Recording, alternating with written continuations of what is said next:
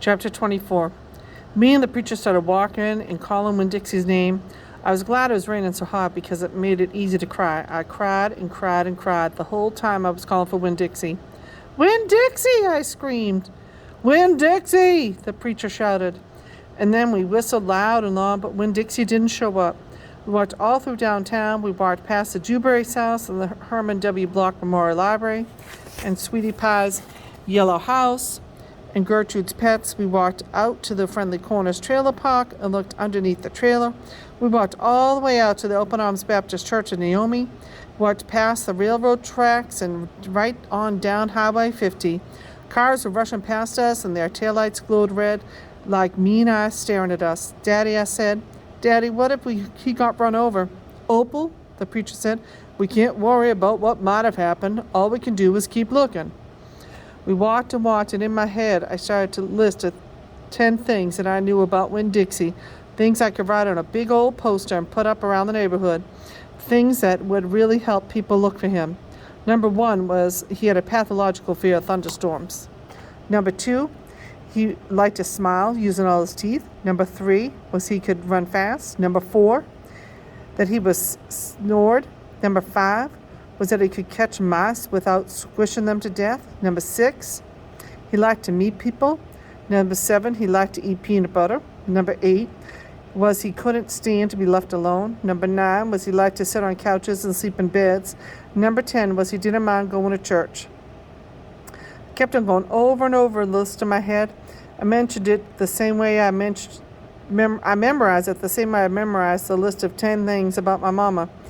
I memorized it so if I didn't find him, I would have some part of him to hold on to. But at the same time, I thought of something I had never thought of before. And that was a list of things that couldn't even begin to show somebody the real Winn Dixie. Just like a list of 10 things I could never, ever get me to know my mama. And thinking about that made me cry even more. Me and the preacher looked for a long time. Finally, he said we had to quit. But Daddy, I said, Winn Dixie's out there somewhere. We can't leave him. Opal, the preacher said, we have looked, and there's only so much looking we can do. I can't believe you're going to give up, I told him. India, Opal, the preacher said, rubbing his nose. Don't argue with me. I stood and stared at him. The rain had let up some, and it was mostly a drizzle now. It's time to head back, the preacher said. No, I told him. You go ahead and go, but I'm going to keep on looking. Opal, the preacher said in a real soft voice, it is time to give up. You always give up, I shouted. You're always pulling your head inside your stupid old turtle shell. I bet you didn't even go out looking for my mama when she left. I bet you just let her run off too. Baby, the preacher said, I couldn't stop her. I tried. Don't you think I wanted her to stay too? Don't you think I miss her every day? He spread his arms out wide and then dropped them to his sides. I tried, he said. I tried. Then he did something I couldn't believe. He started to cry. The preacher was crying. His shoulders were moving up and down, and he was making sniffly noises. And don't believe that losing Winn Dixie doesn't upset me as much as it does you, he said. I love that dog, and I love him too. Daddy, I said. I went and wrapped my arms around his waist. He was crying so hard he was shaking. It's all right, I told him. It's okay. Shh.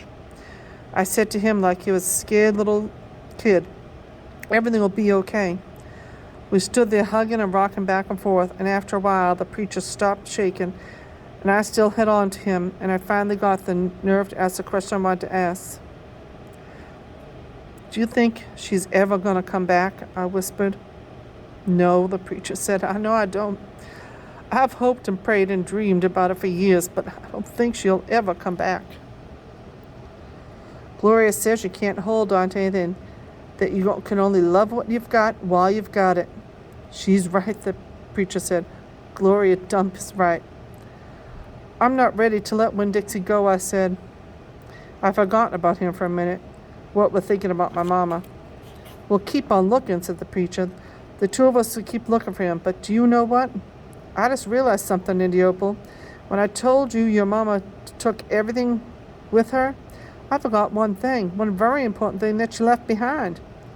What? I asked. You, he said. Thank God your mama left me you. And he hugged me tighter. I'm glad I've got you too, I told him. And I meant it. I took hold of his hand and we started walking back into town, calling and whistling for Winn Dixie the whole way.